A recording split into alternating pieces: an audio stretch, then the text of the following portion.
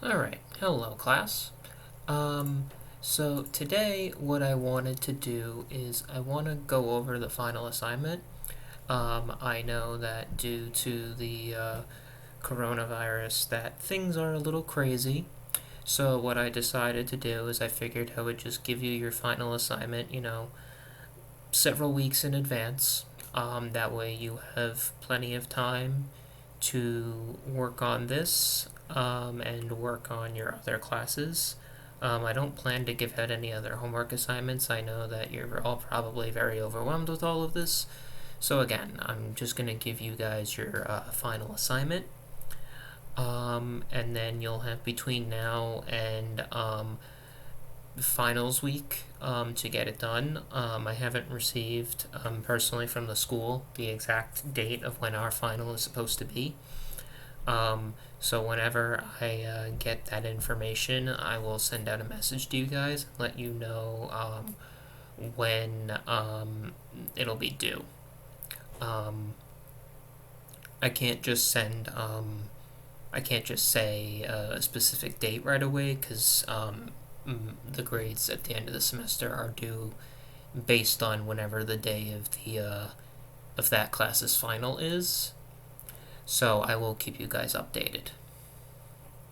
So with that being said, the assignment is going to be another written assignment. It's going to be 2 to 3 pages, double spaced, and just like most other written assignments, it'll be 12-point font. Just to keep things relatively sized. The assignment topic is I want you guys to sort of take the knowledge that you have gained from examining the various different games that we've looked at in our past videos that we've played through, and I want you to pick a game and kind of describe that game the same way that we have been talking about it.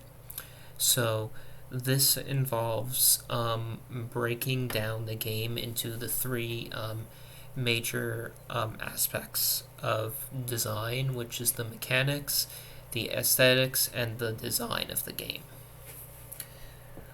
So, the mechanics are the rules of the game, how players interact with the game itself or with each other. And this part is relatively easy to talk about because it's basically how do you play the game. So if we are talking about sports, I know that in the class we have a couple of people who are on the tennis team. How does tennis work? What are the rules of tennis? How many people can play?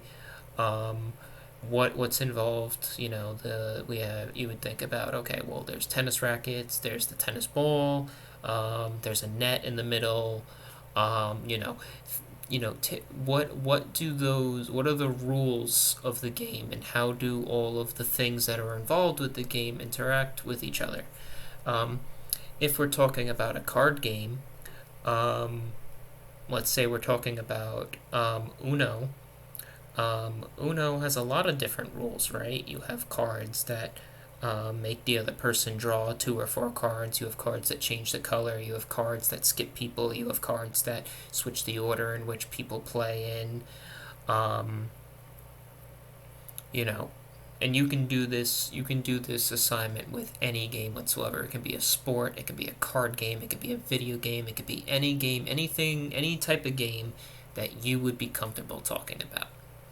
So the first major step is to make sure you're able to describe how the game works, how you're able to interact with other people who are playing the game, if you can do that, and what the rules are, how do you win, stuff like that. The second part is the aesthetics, which is to talk about the artistic choices that are made for everything in the game. So again, let's say we're talking about a sport. Sports have a lot of colors involved. You have every team, when you're playing, they have their own jersey, and each of those jerseys has their team logo, and it'll have their team color. And some sports have colors for being home and colors for being away. What do those things symbolize? Um, Talking about card games, Uno has many different colors involved. That's one of the whole points of the game. You know, you have red, yellow, green, blue cards. You have black cards for the wild cards. You know, what do all of these colors and all of these symbols, do? When we were talking about Donkey Kong, we talked about how Donkey Kong and the princess had very light colors, and that helped them stand out from the rest of the game, which was relatively dark or cooler colors.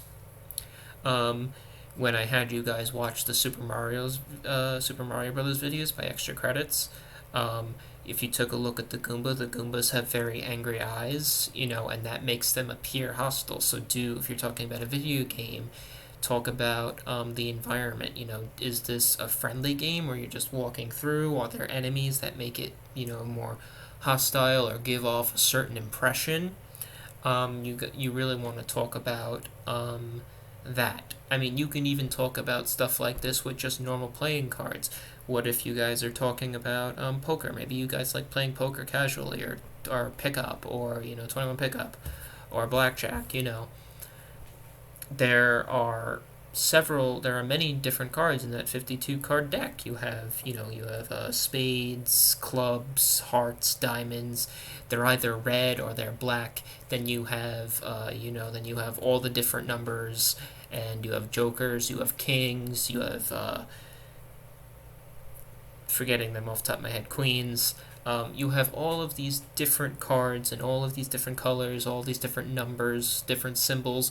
What do those artistic choices add to that game, even if it's something as simple as Go Fish, let's say?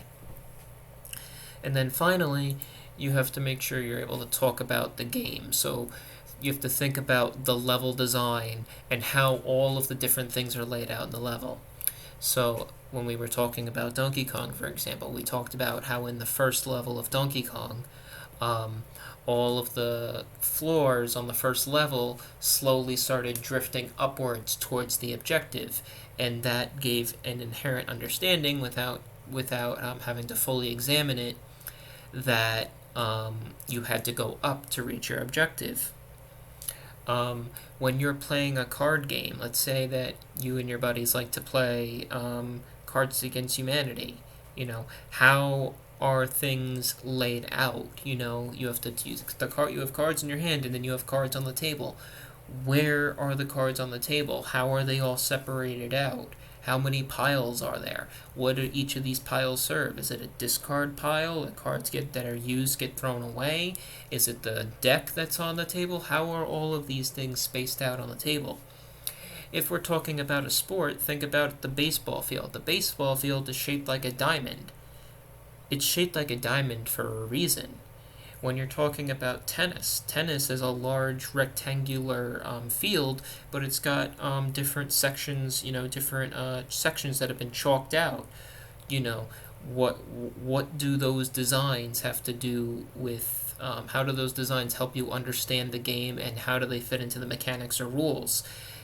If you were talking about baseball, let's say, and you were describing baseball to somebody, and then you say, yeah, you hit a ball, and there's 4 bases, and you have to touch all 4 bases and make it to the home plate. It's very reasonable that somebody could. Again, we're talking about somebody who's never heard of baseball before. How are those bases shaped? If you described it to them by saying, "Oh, there's 4 bases, and you just have to reach the final base," technically, bases that are aligned in a straight line, so you would hit the bat and then run in a straight line, technically that would be a valid explanation given what you know. You would have to explain, okay, no, it's shaped like a diamond, and here are the 4 bases, and then how does that interact with the rest of the game? You have 2 teams, you have an entire team that's covering the outfield, and you can talk about how that diamond shaped helps the players interact with each other, because players playing baseball would be set up very differently if the bases were all set in a straight line. How they would be positioned are different compared to how the players are moved around on the field with it shaped like a diamond.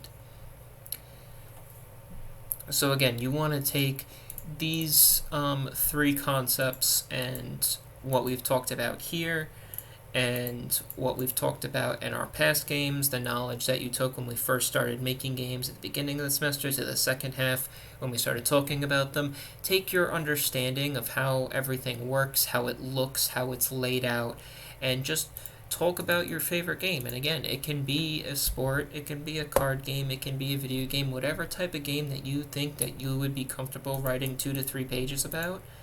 That's what I want you to talk about. So this is a very open-ended assignment. I'm not requiring you, to choose a specific type of game. You can choose whatever you want, talk about it however you want.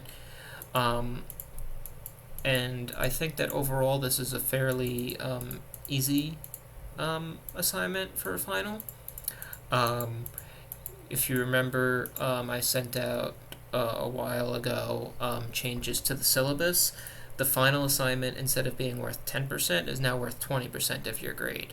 So if anybody has been worrying about their grade, throughout the semester due to the coronavirus making things all crazy, well, here's an opportunity to say, okay, here's we can take everything that we've learned about and put it into this assignment, and it's worth 20% of your grade. So this is a good opportunity to boost up your grade a decent amount on top of that.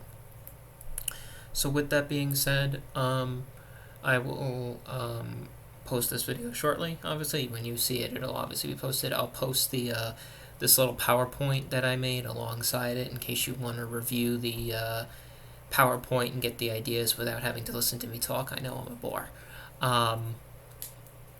But yeah, so again, this is the last thing you guys are going to have to do this semester. I'm not going to give you any more homework assignments.